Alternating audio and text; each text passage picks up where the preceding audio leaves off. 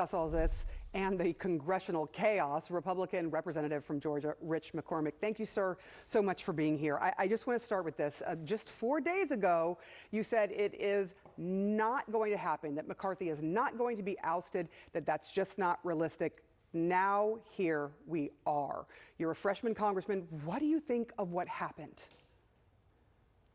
Well, we're in uncharted territories right now, and nobody's gone through what we've gone through in the last week. Not one person in Congress was alive the last time we even brought this up.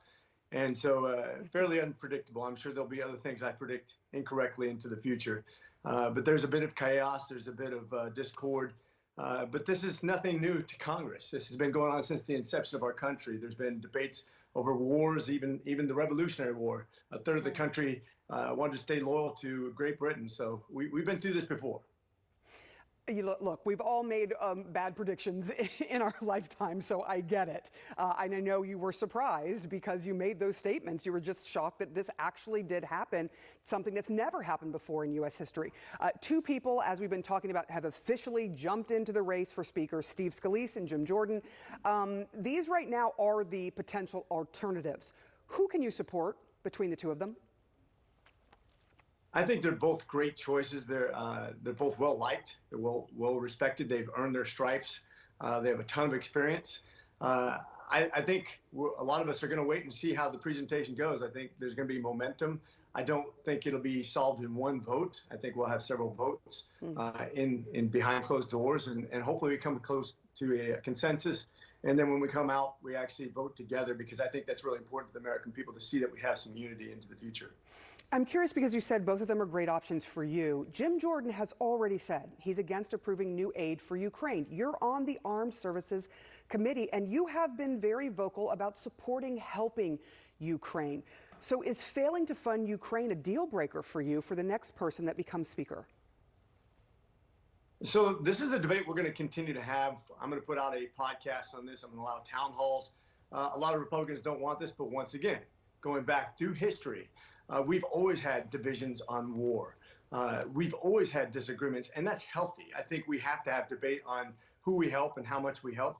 But in my opinion, we made a commitment, both in the Budapest Accord in 1994, as well as in the NATO unanimous consent, which we lead. We're leaders in NATO. When we go and put our name on the line, when we say we give someone our word, I don't think that's something we take lightly. And ultimately, we're going to deal with either a bigger Russia who sells grain to China, or a smaller or a bigger, stronger Europe that actually helps us as allies into the future, even through our grandchildren. You know, you talk about this, and there is some news now. The Pentagon has basically warned all of Congress. It's running low on money to replace weapons that the U.S. has sent to Ukraine. And some Republicans are saying, look, we're getting blowback from our constituents on funding Ukraine. They do not see that it's a priority. Are you getting that same blowback? And if you are, how are you explaining your position to your constituents? Of course, I'm getting blowback. I'm sure everybody who has any support for Ukraine is getting blowback. But I tell you, I also have support. Some people understand the strategical importance of the breadbasket of Europe. Some people understand the giving their word, global leadership. That's a big difference between globalism and global leadership. As a matter of fact, they're on opposite sides of the spectrum. If we don't have a presence in the world, it will be filled. That void will be filled by Russia or China or some other bad actor. So I think it's important that we continue to be global leaders, that we continue to extract our leadership when it comes to foreign policy. I think it's very dangerous to think that we're going to appease Russia and they're going to continue to all of a sudden change their behavior. Putin's been very clear on Lithuania, Estonia, Moldova. He has aggression stated in everything he says. He literally quotes Peter the Great. These are serious consequences if we don't actually go to bat for our friends. All right, I'm going to come back to the United States just real quickly, and just a yes or no answer. Do you think that Matt Gaetz and the other 7 who put this forward and made this chaos happen should be removed from their committees and punished?